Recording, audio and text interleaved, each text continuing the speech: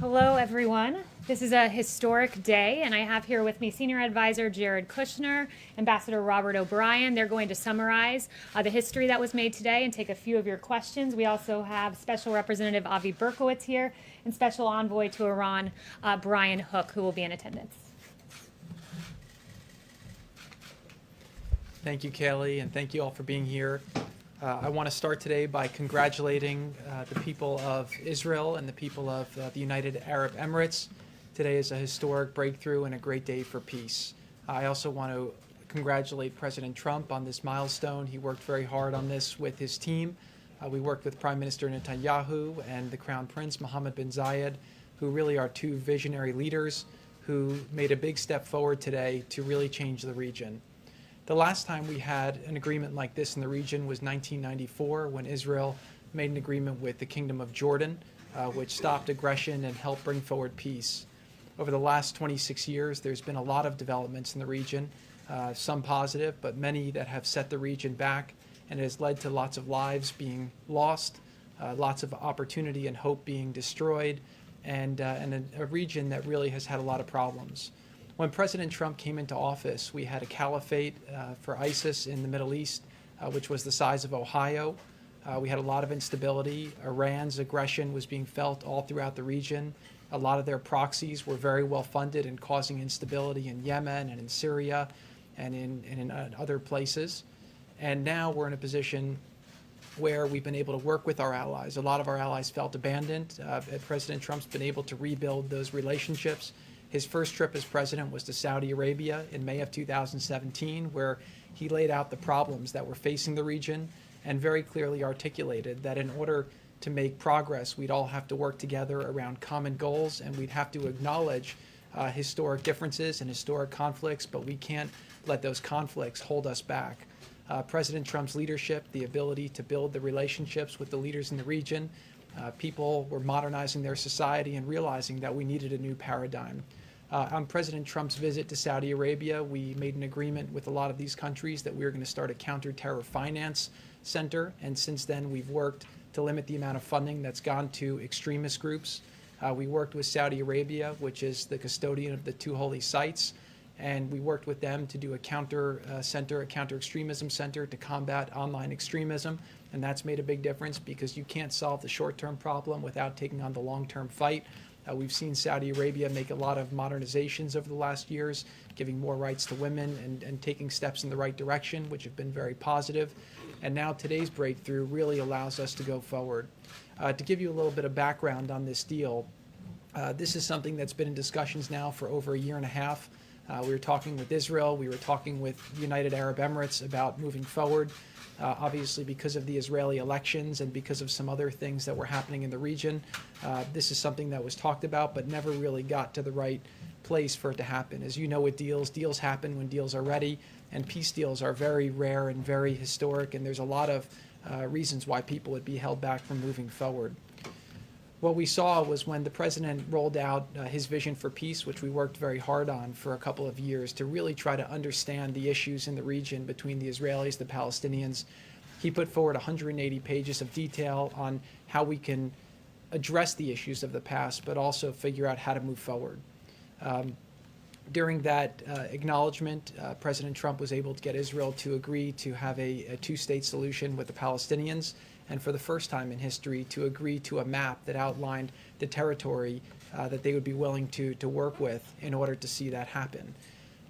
That showed a lot of people in the region that Israel was serious about really moving forward and making peace, and also showed them that President Trump's leadership and diplomacy could make things happen that hadn't happened previously. What happened is, as Israel was discussing with us, providing, taking Israeli law and sovereignty to areas of the West Bank and applying it. We were having these discussions, and over the last 6 weeks, the discussions between UAE and Israel started accelerating around this being a potential different path. We all saw Ambassador Oteba's op-ed that came out that said that he thought applying Israeli sovereignty to these areas would be detrimental to the region. And a new course, a new option was created that was discussed that ultimately both countries thought was a much more viable option to go forward. Israel's agreed to suspend those efforts at this time, And as a result, we're going to focus on bringing these two countries together. This is really a historic breakthrough, and it shows that President Trump's leadership from the Riyadh speech till today, you see a much different Middle East than what he inherited, and hopefully there's a lot more good things to come. This is an icebreaker between these two countries. This is the first Arab country to normalize relations with Israel in a long time, 26 years since Jordan. And what we're going to hopefully see from there is more countries start to do the same. The final thing I'll just say is that here in America, the biggest threat that we saw in the last campaign was really two things. One was ISIS. The caliphate was growing. We were seeing journalists being beheaded. We were seeing people burnt in cages. And the threat of ISIS was something that was very scary to a lot of Americans and needed to be stopped.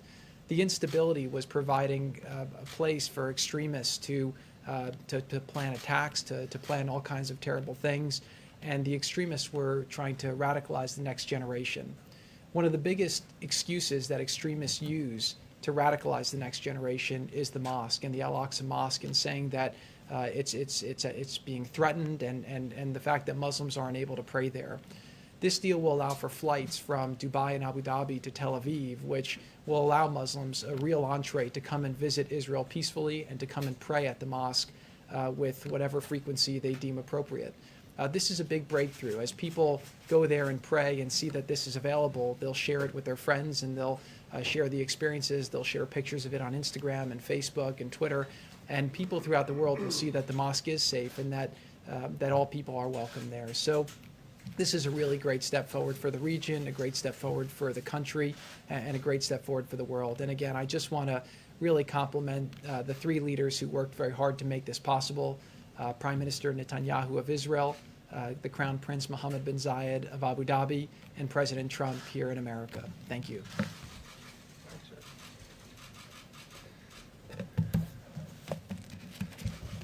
So thank you to Jared for that summary, and it's been extraordinary work by a number of fine diplomats working under President Trump's leadership to arrive at today's outcome.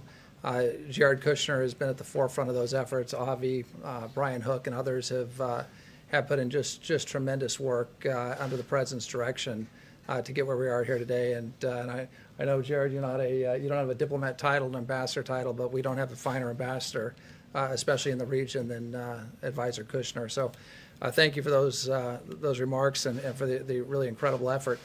I want to start by congratulating today the President of the United States, the Prime Minister of Israel, Bibi Netanyahu, and Crown Prince Mohammed bin Zayed.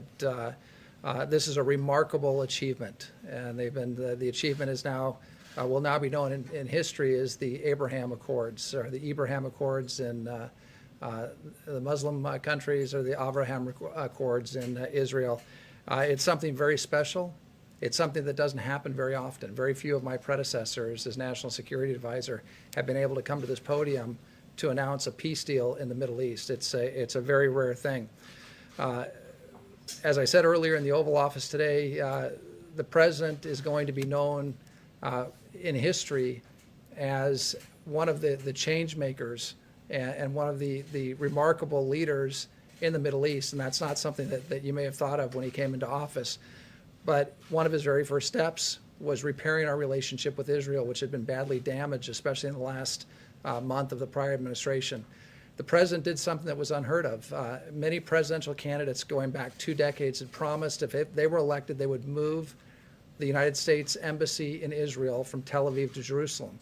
President Trump had the courage to do it, and he developed wonderful credibility and a reservoir of goodwill in Israel. He recognized the Golan Heights as being Israeli territory and took those away from a very what could have been a very destabilized situation that we've seen develop in Syria.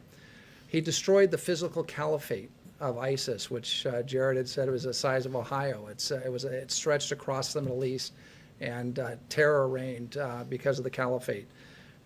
He brought justice to al-Baghdadi, who had killed so many Americans, Sotloff and Mueller and Kasich and Foley. He'd put maximum pressure on Iran and cut off much of the terrorist funding that was going to proxy wars in Yemen, in Hezbollah in Lebanon, in Syria, and throughout the region. And today we have the Abraham Accords. And he's brought peace to the Middle East, at least peace between the UAE and Israel. And what I have said is the president is often known as the greatest deal maker, and he wrote the book, The Art of the Deal, and he's considered a great, great deal maker, which he is. But I think history is going to remember the president for being a great peacemaker. He brought peace to Israel and the UAE. He has signed his diplomats signed a historic accord in Afghanistan. And I want to remind people that we haven't had an American casualty in combat in Afghanistan since February 29th. He used his offices and his pressure to stop Idlib from being overrun in Syria, and brought a ceasefire agreement when Turkey had invaded northern Syria. A lot of people said that when he came into office that there'd be war in North Korea, but through personal diplomacy has kept that situation from turning into a kinetic event. So it's really remarkable, I think, when you step back and take a look at what this president has done on the peace front. And it wouldn't surprise me. It'll take some time in this environment, but it wouldn't surprise me if the president's eventually nominated for a Nobel Prize for today's work is an example of why he would be rightly considered and should be a front runner for the Nobel Peace Prize. So I also want to compliment the courageousness of Mohammed bin Zayed, the Crown Prince. You know, there have been two other great Arab leaders, King Hussein in my lifetime, King Hussein and Anwar Sadat, who made peace with Israel. And now Mohammed bin Zayed enters that pantheon of great, courageous Arab leaders. And I want to compliment Prime Minister Netanyahu in Israel, who was under tremendous pressure to extend Israeli law and sovereignty to portions of the country, but has stepped up against that political pressure to make peace, something that may have been politically popular, but he put the interest of his country and his people first. And so I think we've got some very courageous leaders that worked with the president to come to today's tremendous historic accord. Stepping back from what does this mean beyond the historic idea of a major Arab country making peace with Israel all these years after 1948, it makes sense on so many different levels. The UAE and Israel are both capable security partners of the United States and close partners of ours in the region, standing up to Iran, standing up to Islamic extremism. The peace agreement between these two countries will encourage and foster cooperation in those efforts. These are very innovative countries. Israel is called the startup nation, and for those of you who've been there, you feel like you're driving through Palo Alto, through half the country. The UAE is also a very innovative country.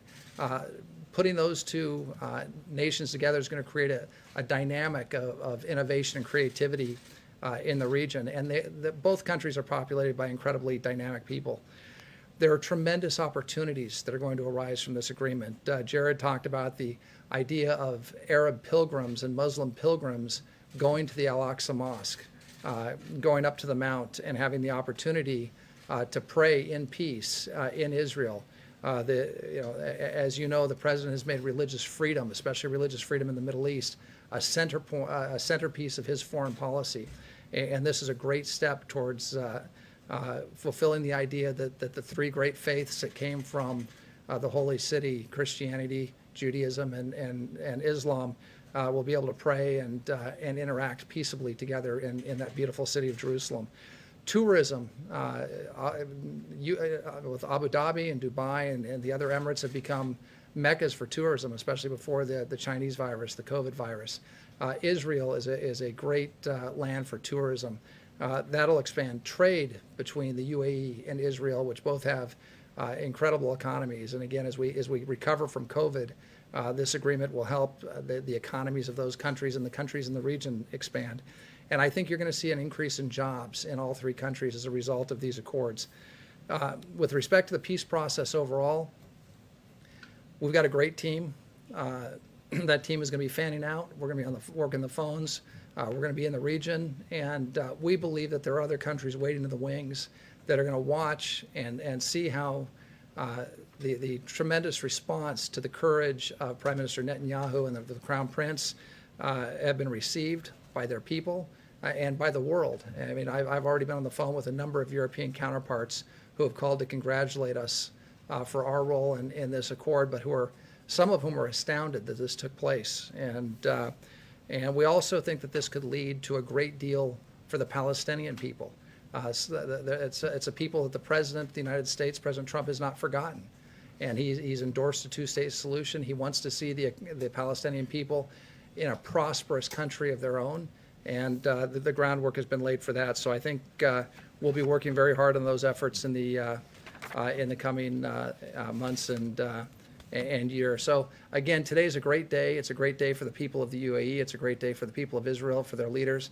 And it's also a great day for the United States of America as we played a role that we've traditionally played throughout the world in coming in to mediate in difficult situations and achieve peace and achieve prosperity for our friends and neighbors. And again, I'm honored to be a part of the President's team on this. And again, we'll end with congratulations to the President for his leadership, and again to Prime Minister Netanyahu and Crown Prince Mohammed bin Zayed. Thank you very much.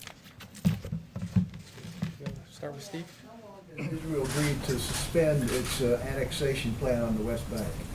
So the suspension will last. It's going to take a while for these agreements to get fully enforced and to go. And I think that right now the focus that Israel is going to be applying is towards building this relationship. The opportunities that are now created because of this, from an investment point of view, from an innovation point of view, from a health point of view, from a tourism point of view, and most importantly to both countries from a security point of view, are very robust. And I do believe that for the foreseeable future, you're going to see both countries focusing on that. I also think that Israel sees a lot of exciting opportunity in doing what's being done today with other Arab and Muslim countries as well. So that's really going to be the focus as to where we're going to be working with them. And one thing I also want to do is acknowledge the tremendous team that's worked on this to date. Obviously, Secretary Pompeo has been leading the efforts. The Vice President's been very supportive.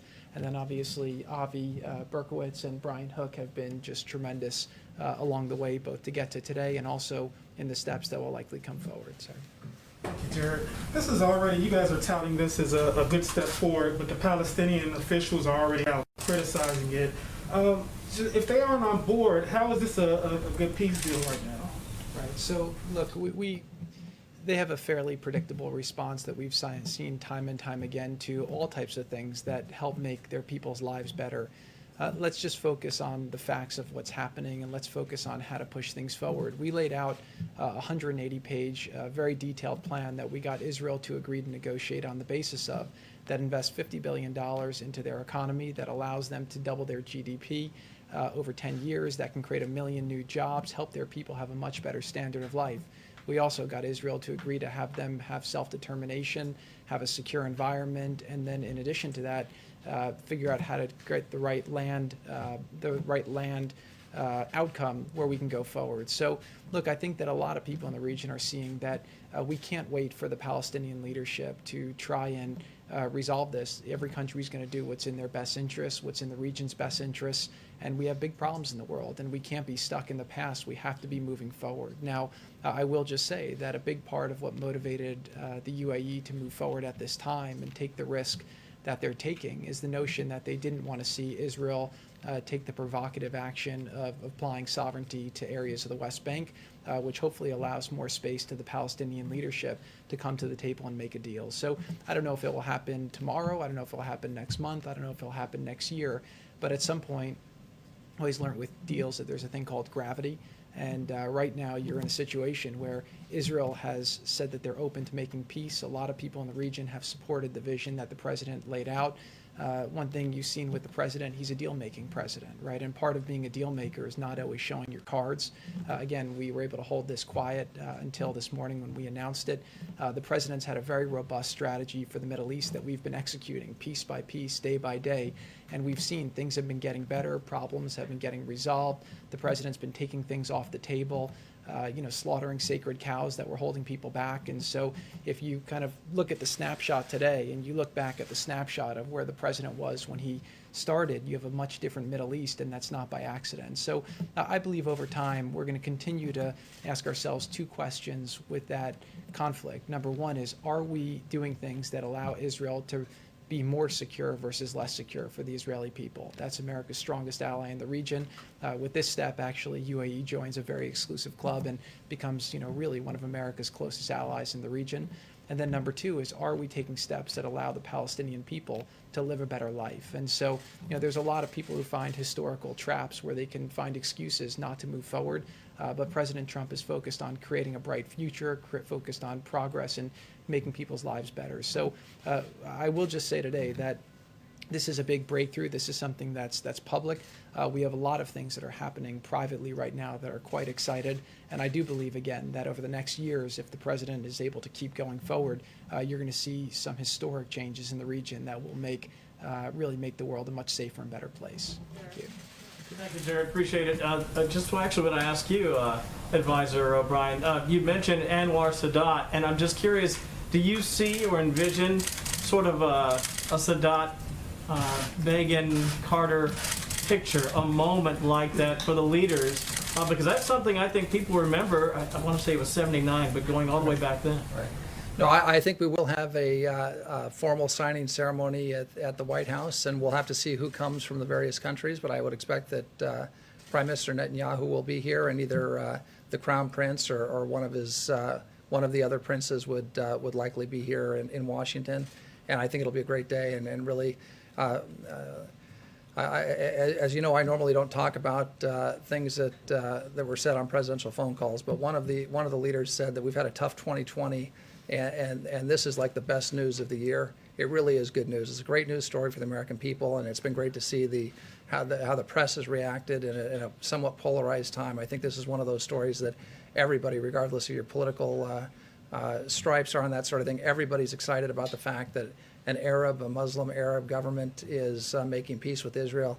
Big day, and we'd love to host them here at the White House. I think the president would very much like to host them, and so I think we'll have an event at some point in the not too distant future.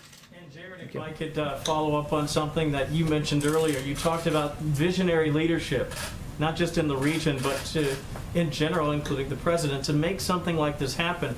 He seemed actually fairly positive, albeit maybe cryptically, that maybe something soon could happen again to keep this inertia going with perhaps another country.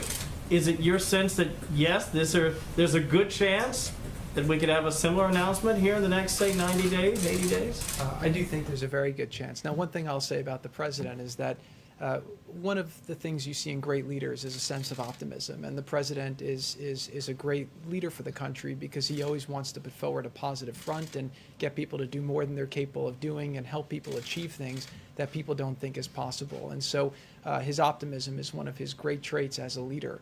I will say here that we have had several discussions. Obviously, we kind of stopped those discussions because this one looked like it was going, and it was very important to the United Arab Emirates to be the first. They wanted to make history and do it, but we do have several more that we've had discussions with, and now we'll continue those discussions to see if we can continue to move forward more. Look, at the end of the day, it's an inevitability, right? People in the world want to move forward. The Middle East has to stand on its own 2 feet.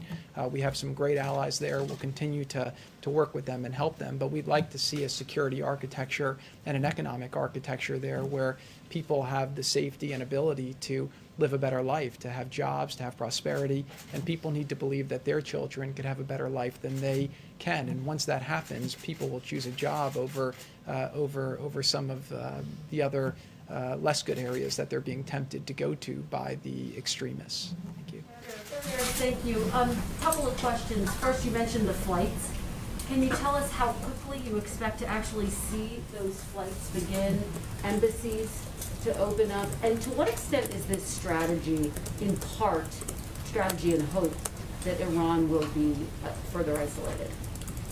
I think Iran, if they want to move forward, again, the president's been very clear. He's not going to pay for a meeting, but he's always happy to talk to people, and that's part of him being a deal maker, and that's why, again, he was able to make this deal. He was able to make the deal for the OPEC Plus. He was able to make the U.S.-Mexico Canada deal. He was able to make the Japan trade deal, the Korea deal.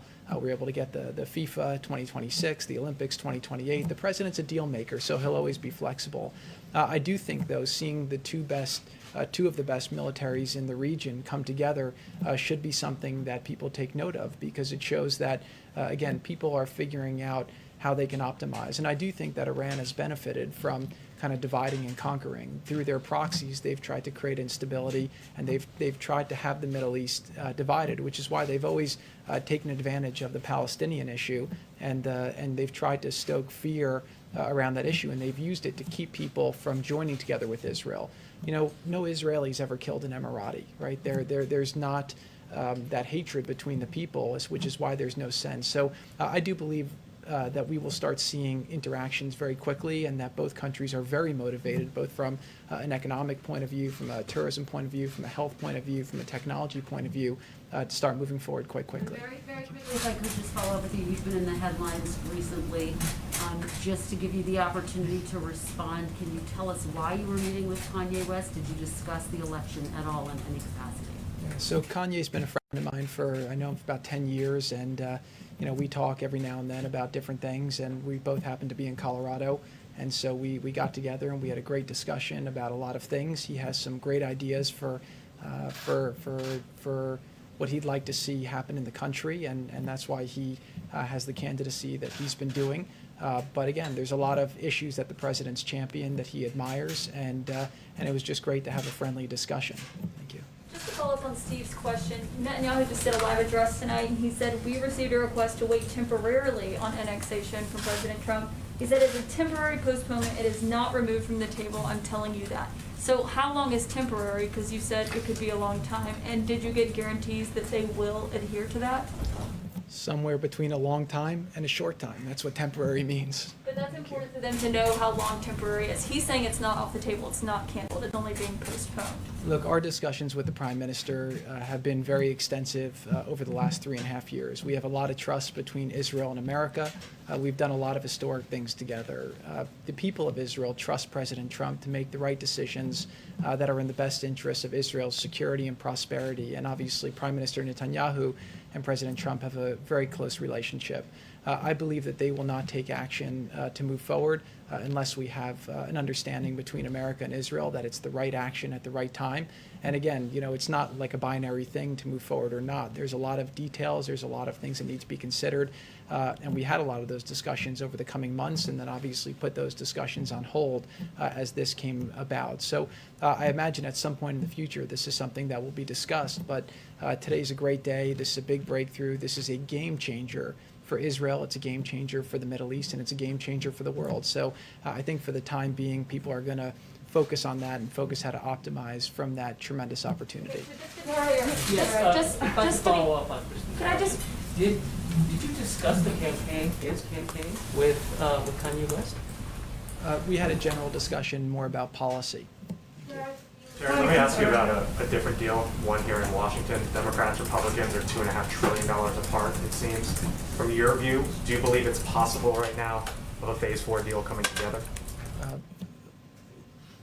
Working with President Trump for the last 5 years on the campaign and through government, I would just say that with President Trump, anything's possible. So you never know. The president's accomplished a lot of things that people thought would never be accomplished. And but to comment specifically on the deal, I'll leave that up to the negotiators. Since we seem to have exhausted questions on this topic, I'm going to pass it back to Haley. Thank you. Earlier, this is part of the deal of isolating Iran. The administration recently revised a UN Security Council resolution to extend the arms embargo on Iran. It is now shorter. It's left a lot of tough language on Iran, but still, there's still a danger of veto from Russia and China. So some observers are saying that the administration is risking losing face if you can't get support over this deal. Can you comment on that? Well, the first thing is we're always going to do the administration is always going to do the right thing, and President Trump is always going to do the right thing, whether it's losing face or there's a Russian veto or a Chinese veto. If the Chinese or the Russians veto the continuation of the arms embargo and want to start sending arms to Iran and destabilizing the region, that's on them, and that's not on us. So we're always going to take the right position, and not worry about what the Russians or what the Chinese might do at the UN. If we did that, if we worried about that all the time, we'd get nothing done at the UN. We also have other tools that we'll use to deal with Iran to make sure that arms don't flow into Iran, that there's not further destabilization of the region. There are tools that we can use diplomatically, and there are other tools that we have. And nobody in the region wants to see Iran on the receiving end of a bunch of Russian MiGs or Chinese missiles or Chinese drones. The region's made that very clear. We've made that very clear. Israel's made that very clear. So I don't think that's in the interest of anyone in the world. It's not in the interest of global peace and security and prosperity.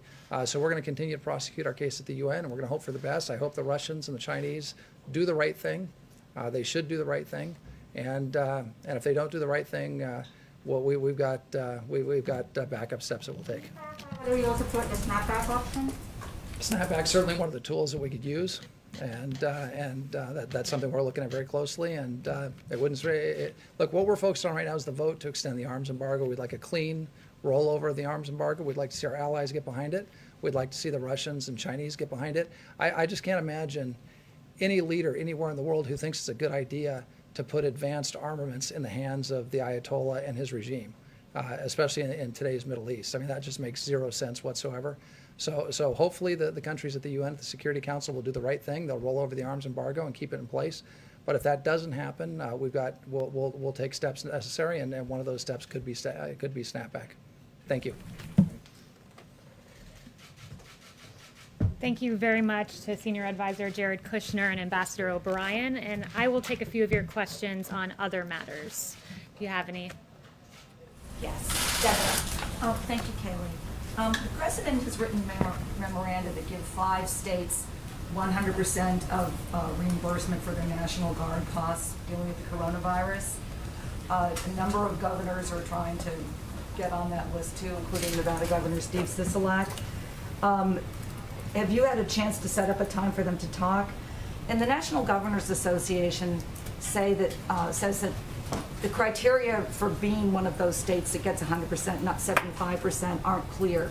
Can you tell me, how do you make the cut where you're 100% and not 75%?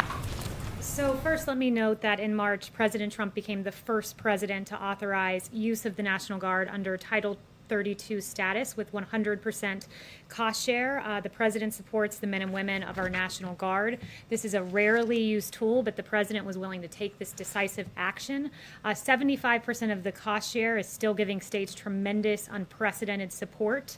And states can utilize their coronavirus relief fund dollars to cover the remaining 25% if they need to.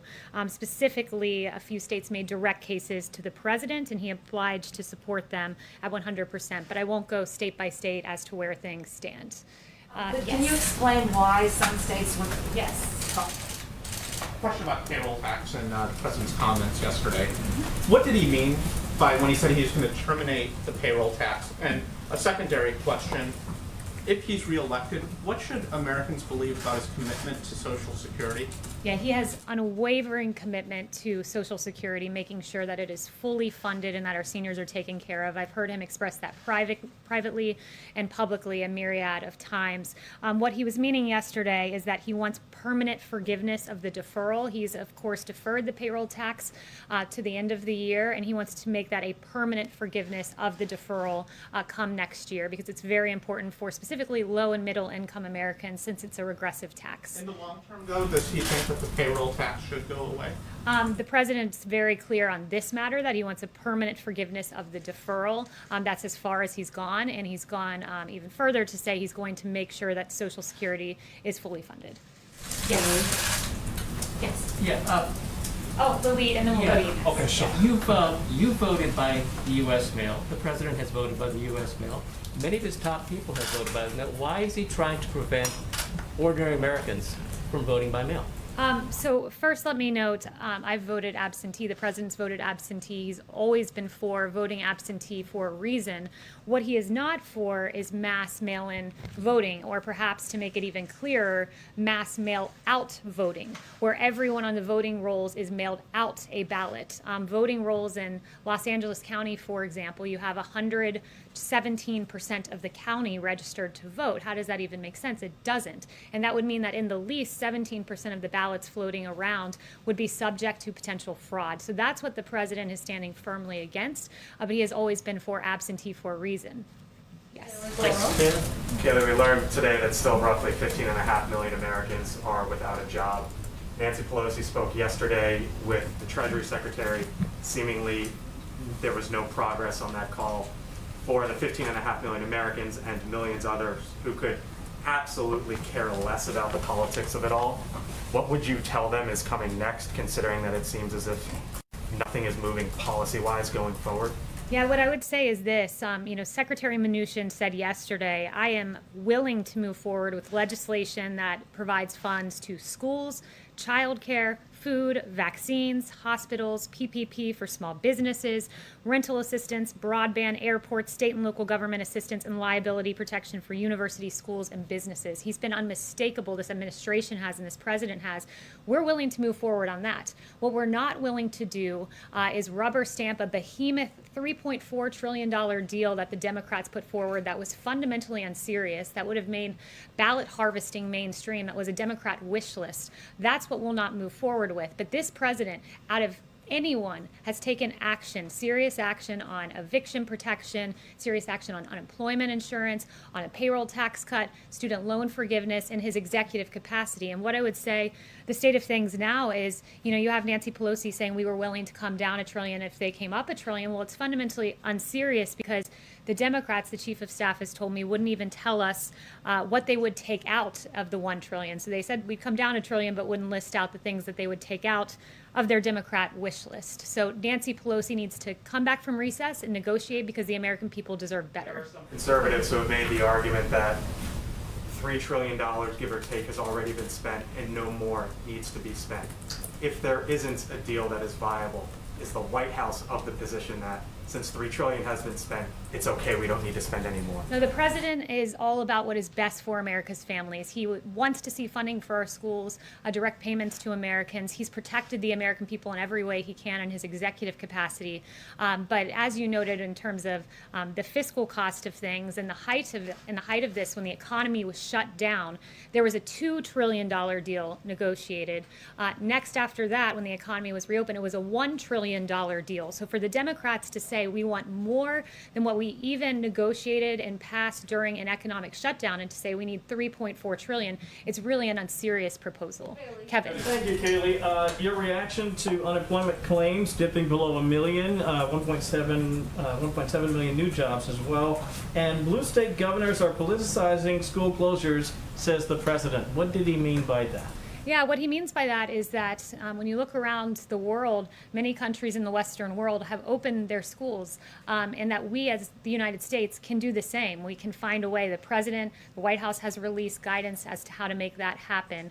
And he doesn't want a decision that is so important for our children to be politicized, because he believes it's in the public health interest of the child to be back in school. And I've listed out for you all the reasons for that previously. And what was your first question? The unemployment claims dipping below 1 million. How surprised are you that that's the figure and the direction we're going? I'm not surprised, because under this president, he was the great jobs president once, brought us the greatest economy in modern history once, and he'll do it again. And this is more evidence of that, to see unemployment claims dip below 1 million, coming on the backs of a July jobs report that exceeded expectations. And of course, the 2 blockbuster jobs reports before that. It goes in line with the manufacturing ISM good numbers that we saw and many other metrics. This is the president who's already making sure we have an economic rebound that outpaces Europe and other countries as well. Steve. Has the president been briefed on the Russian coronavirus vaccine? Does he think it's a workable vaccine? The president has been briefed on that. He's also been briefed on our own vaccine progress. One thing to note, and I believe Dr. Fauci made this point, our vaccines go through rigorous phase 3 clinical trial where we have 30,000 individuals that we test to make sure it's perfectly healthy and moving forward. So that's the kind of standard we have for American vaccines, and it's important that we do that. But we do think that we'll have a vaccine by the end of the year, and the president, in advance of that, is manufacturing hundreds of millions of doses of these vaccines in anticipation of one being successful. Chanel. Thank you, Kayleigh. Going back to Iran and Russia as geopolitical actors in the Middle East. They have been wellsprings of instability there, as we discussed, but how confident is this White House that Iran and Russia are finally going to be placed in their respective lanes in the advent of this deal and deals to come? Well, look, we believe that there's a big contrast here in where this administration stands and the previous administration. And when you look at the, the Obama-Biden administration, they cozied up to America's enemies. The Iran deal was egregious. We know that there were cash payouts to Iran. And what this president has done is diametrically opposite, working with our allies, working with Israel, negotiating a historic peace agreement like hasn't been seen in a quarter of a century. So when you work with our allies, when you engage in diplomacy, when you have a great deal maker as president, you get deals like what we saw today, and it's stark contrast to what we saw from the previous administration. Yes. Does the president share former Vice President Biden's view that annexation would virtually end any chance of a two-state solution that would secure Israel's future as a Jewish and democratic state and uphold the right of Palestinians to a state of their own? Yes, so I'm not going to go any further into the state of Middle East peace. I'd refer you to NSC on that, but today we're focusing on the historic agreement that's been made. Yes. Was the president aware about these 2,000 letters between him and Chairman Kim that apparently are going to be published in the new Bob Woodward book? Did he sign off on that? I haven't even looked into that or spoken to him about that. We're focused today on providing relief to the American people and the historic deal. Mario. Thank you, Kayleigh. Will the president's executive order on WeChat block Apple from distributing that app on their platform? And if so, what does the administration say about concerns that it could be kneecapping an American company and diminishing its competitiveness? So the only remarks I have for you today on TikTok and WeChat are this. The president, he signed those two executive orders exercising his authority under the International Emergency Economic Powers Act to address the threats posed by TikTok and WeChat. The administration is committed to protecting the American people from all cyber threats, and these apps collect significant amounts of private data on users, and such information can be accessed and used by the PRC. And TikTok has a documented history of censoring free speech to conform to CCP propaganda, and we take the data of Americans very seriously. One other thing I wanted to clear up is that Speaker Pelosi has been fundamentally unserious in these negotiations and engaging in blatant partisanship. One thing she said recently is that she needs $3.5 billion with a B for election funding. That is a fundamentally unserious ask for this reason. I talked to the Office of Management and Budget. They said states have been given over $1.2 billion in election assistance grants since fiscal year 2018, and we estimate that they've spent less than a sixth of that funding in these 3 years, and still have over $1 billion of those funds sitting around right now that have not been spent. So we encourage for Speaker Pelosi to follow in the footsteps of the suggestion of Congressman Ro Khanna of her own party, who said, I think Congress should be in session. I think it's absurd for Congress to be going on a break during a pandemic and a national crisis. I can tell you one person who hasn't been on a break. It's this president providing relief for the American people. Thank you, and he'll be out here at 5:30. Thanks so much.